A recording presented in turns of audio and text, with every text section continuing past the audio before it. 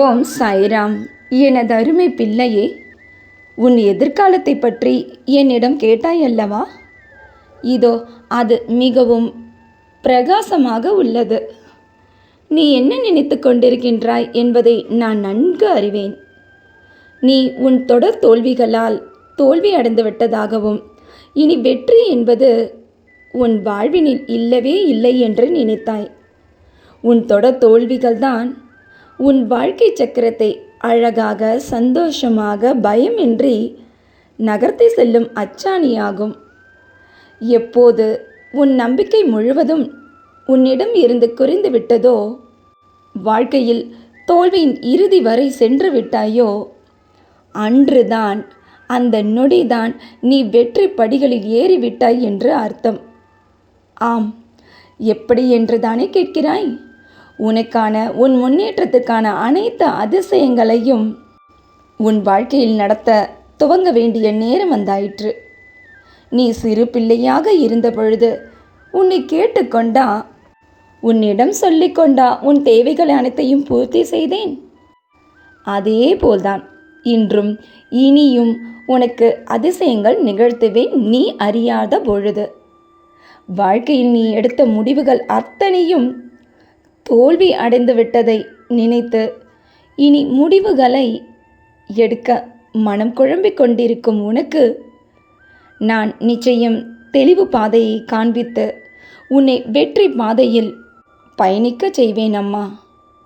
நீ எடுக்கும் முடிவுகளிலிருந்தும் நானாக இருந்து அதை வெற்றி பெறச் செய்வேன். உன் ஒவ்வொரு முடிவுகளிலும் நீ சந்தோஷப்படும் அளவிற்கு பல அற்புதங்களை உனக்கு காண்பிப்பேன். உனக்கு வரும் எல்லா இடர்களிலும் இருந்தும் உன்னை எழுச்சியுற செய்வேன். சக்தியின் உருவமாக இனி நீ பார்க்க போவதெல்லாம் சந்தோஷம் மட்டுமே உனது வாழ்வினில். இதை நீ நம்பிக்கையுடன் கேட்டாயல்லவா? இனி உன் முகத்தினில் என்றும் புன்னகை மட்டுமே இருக்க வேண்டும்.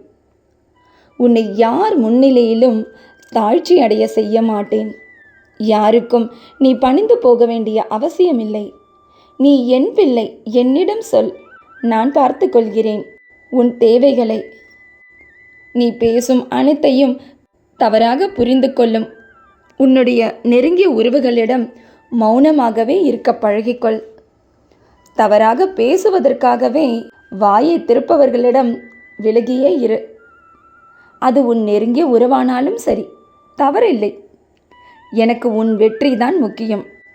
உன்னை இழிவாக பேசுபவர் முன் உன்னை உயர்த்தி காட்டுவேன். வெற்றிக்கு நீ முயற்சி செய்து கொண்டே இரு.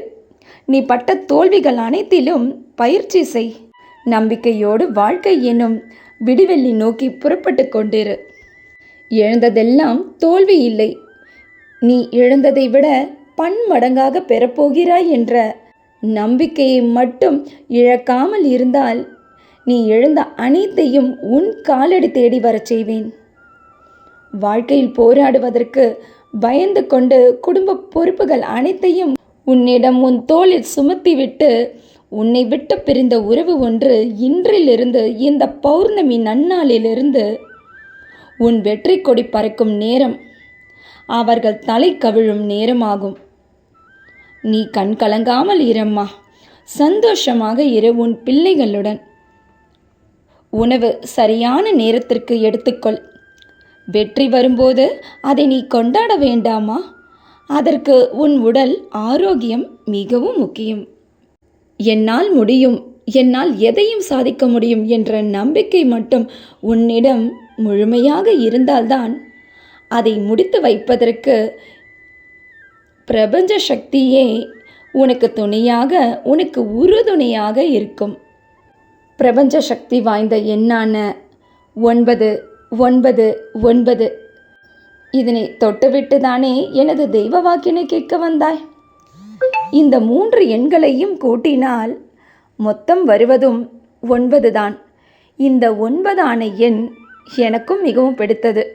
இதை நீ என் சாய் சத்சரிதத்தில் மூலமாக தெரிந்து கொள்ளலாம். இந்த பிரபஞ்ச எண்ணான 9க்கு பின்னால் ஒரு விஷயமும் உள்ளது. அதை நீ சாய் சத்சரிதம் மூலம் தெரிந்து கொள்ளலாம்.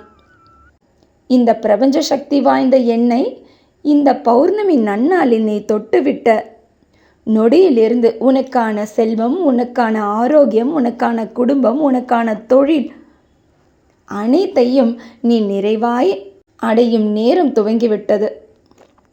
சந்தோஷமாக இரு உன் குடும்பத்துடன்.